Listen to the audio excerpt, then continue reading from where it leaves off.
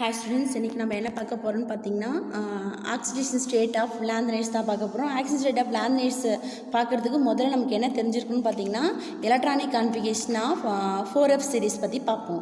Already பார்த்துருப்போம். Electronic configuration of lanthanide சீரீஸில் லேந்தனம் 57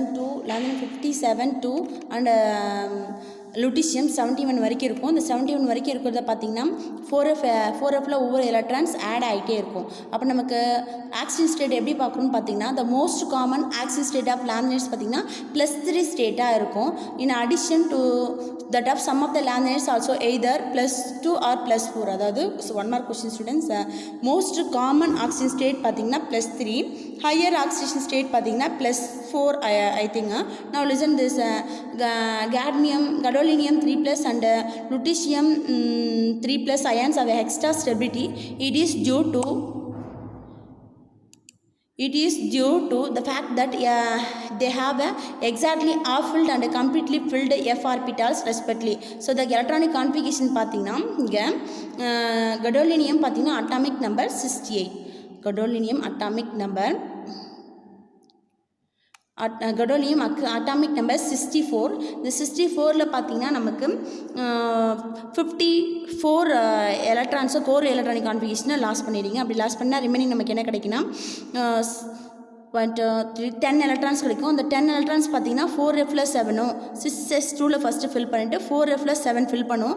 4Fல நமக்கு 8 தான் வரணும். ஆனால் ஸ்டெபிலிட்டி பொறுத்து ஆஃப்-ஃபீல்டு ஸ்டெபிலிட்டி பொறுத்து நம்ம எலக்ட்ரான்ஸ் என்ன பண்ணுறோம் 5Dக்கு ஷிஃப்ட் பண்ணுறோம். இப்போ 5Dக்கு ஷிஃப்ட் பண்ணிட்டிங்கன்னா நமக்கு எலக்ட்ரான்ஸ் ஈஸியாக இப்போ லாஸ் பண்ணோம். இப்போ ஈஸியாக லாஸ் பண்ணுறப்ப என்ன பண்ணுறோன்னா 6sலேருந்து ஒரு எலக்ட்ரான் 2 எலக்ட்ரான்ஸை லாஸ் பண்ணுறோம். 5Dலேருந்து ஒரு எலக்ட்ரானை லாஸ் பண்ணுறோம். அப்போ மேக்ஸிமம் கடவுள் எந்த ஸ்டேட்டில் இருக்குன்னா +3 ஸ்டேட்டில் இருக்கும்.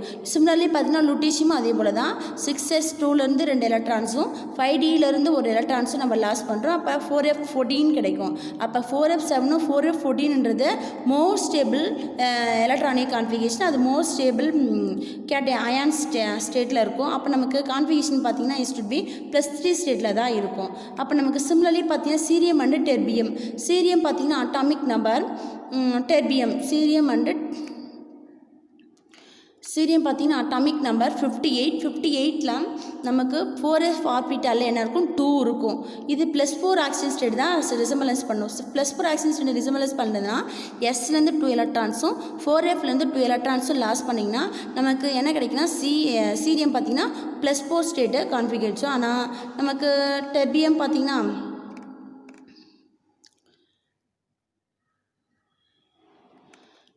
டெர்பியம் மாசம் சிமிலர் பார்த்தீங்கன்னா +4 ஆக்சிஜன் ஸ்டேட் தான் ஃபாலோ பண்ணணும். Next you can consider that half-filled and completely filled electronic கான்ஃபிகரேஷனை ஃபாலோ பண்ணும். And 1 electron enter into 5D ஆர்பிட்டால்ஸ்க்கு ஃபில் ஆகும். 1 எலக்ட்ரான் 5D ஆர்பிட்டால்ஸ் ஃபில் ஆகிறப்ப நமக்கு மேக்ஸிமம் மோர் ஸ்டேபிள் எலக்ட்ரானிக் கான்ஃபிகரேஷனாக தான் இருக்கும். அப்போ நமக்கு என்ன கான்ஃபிகரேஷன் கிடைக்குதுன்னு பார்த்தீங்கன்னா the similarly certain cerium of yttrium and deuterium are exactly half-filled and completely filled respectively. So the stability of different oxygen state has an impact on the properties of this element. The following table shows a different oxygen state. இப்போ இங்கே பார்த்தீங்கன்னா சீரியமும் terbium பார்த்தீங்கன்னா +4 தான் மோர் ஸ்டேபிளாக இருக்கும். And europium and யூட்ரியம் பார்த்தீங்கன்னா +3 தான் மோர் ஸ்டேபிளாக இருக்கும். +3 தான் பார்த்தீங்கன்னா இங்கே மோர் ஸ்டேபிளாக இருக்கும். இதில் இது மோர் ஸ்டேபிளாக இருக்கும். சீரியமும் +4ம் டெர்பியமும் +4ம் மோர் ஸ்டேபிளாக இருக்கும். இந்த மோர் ஸ்டேபிள் எலக்ட்ரானிக் கான்ஃபிகரேஷன்ஸ்னு பார்த்தீங்கன்னா it's depends upon the state. Next we are going to discuss about atomic and ionic radius. Already know the periodic properties. ஒரு பீரியடில் பார்த்தீங்கன்னா எலக்ட்ரான்ஸ் எல்லாம் எங்கே ஆட் ஆகுனா சேம் ஷெல்லில் தான் ஆட் ஆகும். அதாவது சேம் ஷெல்லில் ஆட் ஆகிறப்ப அட்டாமிக் சைஸ் பார்த்தீங்கன்னா டிக்ரீஸ் ஆகும். டி பிளாக்ல சம் வேரியேஷன்லாம் நம்ம பார்த்துருப்போம். ஆனால் இங்கே எஃப்லோக் எலமெண்ட்ஸில் என்ன பார்க்கணும் 4F சீரீஸில் கிராஜுவலாக என்ன ஆகும் டிக்ரீஸ் ஆகிட்டே வரும். எப்படி டிக்ரீஸ் ஆகுதுன்னு பாருங்கள். என்ன ரீசன்னு இப்போ பார்க்கலாம். as we move across the 4F series the atomic and ionic radii of lanthanide shows a gradual decreases with the increase in atomic number. எப்படி இன்க்ரீஸ் அட்டாமிக் நம்பர் இன்க்ரீஸ் ஆக லேந்தனைடோட அட்டாமிக்ஸ் சைஸ் என்ன ஆகும், degrees ஆகும். ஏன்னா reason பார்த்தீங்கன்னா இந்த decrease in size தான் நம்ம என்ன சொல்லுவோம்னா லேமினைட் கான்ட்ராக்ஷன் சொல்லுவோம். இந்த லேமினைட் கான்ட்ராக்ஷனோட காசஸ் பார்க்கலாம்.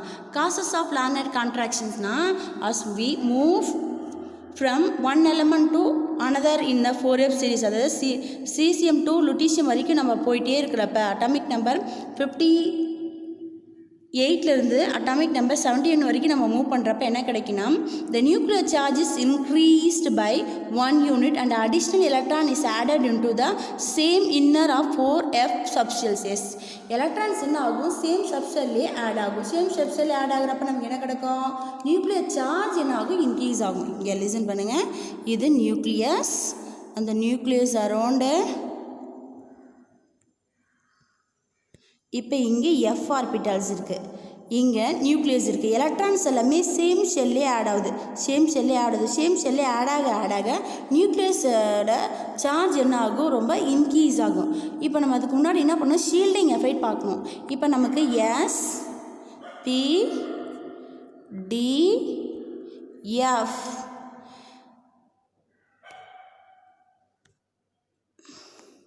இப்போ நமக்கு எஸ் ஆர்பிட்டல் பார்த்திங்கன்னா கிரேட்டஸ்ட் ஷீல்டிங் எஃபெக்டாக இருக்கும் compared to p, compared to d and compared to f. ஆனால் எஃப் தான் இப்போ நமக்கு வெரி புவர் ஷீல்டிங் எஃபெக்டாக இருக்கும். இப்போ வெரி புவர் ஷீல்டிங் எஃபெக்டாக இருக்கிறதுனால நியூக்ளியர் சார்ஜ் என்ன ஆகுனா எஃப்ஐ இஸ் நெக்லெக்ட் பண்ணிடும். அப்போ நமக்கு மேக்ஸிமம் ஷீல்டர் பண்ணுற கெப்பாசிட்டி எஃபோட வேல்யூ பார்த்திங்கன்னா ரொம்ப புவராக இருக்கும்.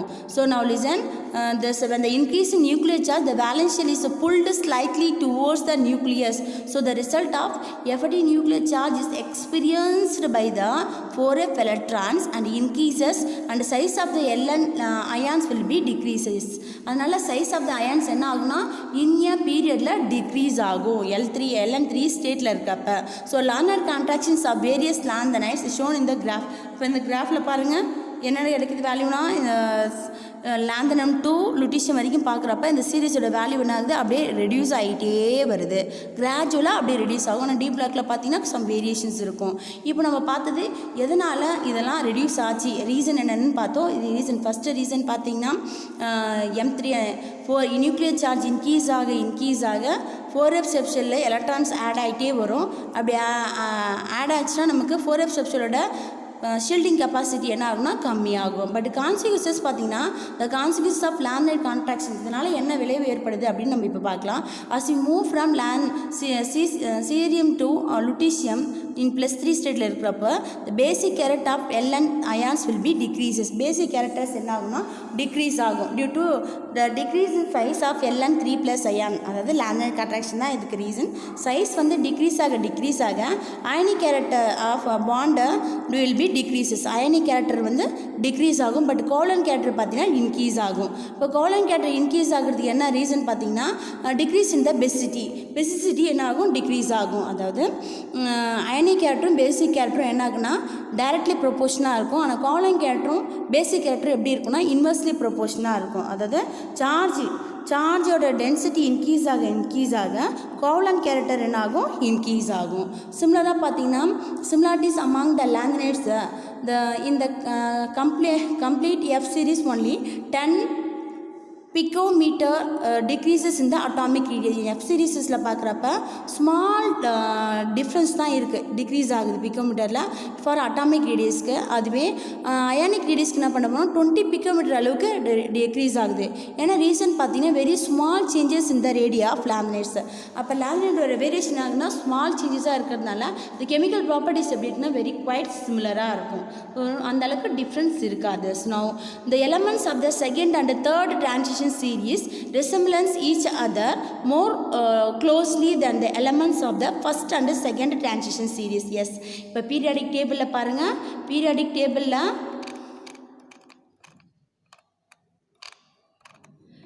பீரியாடிக் டேபிளில் பார்த்தீங்கன்னா நமக்கு என்ன எலமெண்ட்ஸ் கிடைக்குன்னா லேந்தனம் பார்த்தீங்கன்னா அட்டாமிக் நம்பர் 57க்கு நெய்பராக இருக்கிற ஃபோர்த்து குரூப்பை பாருங்கள். ஃபோர்த்து குரூப் எலமெண்ட்ஸ் என்னென்ன இருக்குன்னா டைட்டேனியம், ஜிர்கோனியம் அண்ட் ஹாஃப்னியம். இந்த டைட்டேனியம், ஜிர்கோனியம், ஹாஃப்னியத்தோட அட்டாமிக் ரேடியஸ் பார்த்திங்கன்னா எப்படி இருக்குன்னா டைட்டேனியத்தோட அட்டாமிக் ரேடியஸ் 132 பிக்கோமீட்டராக இருக்கும். அண்ட் ஜிர்கோனியத்தோட அட்டாமிக் ரேடியஸ் 145 பிக்கோமீட்டராக இருக்கும். ஹாஃபியம் பார்த்தீங்கன்னா 144 பிக்கோமீட்டராக இருக்கும். இது ரெண்டுமே சிமிலராக இருக்கும். அதாவது ஜிர்கோனியம் ஹாஃபியம் மேக்ஸிமம் சிமிலராக இருக்கும்.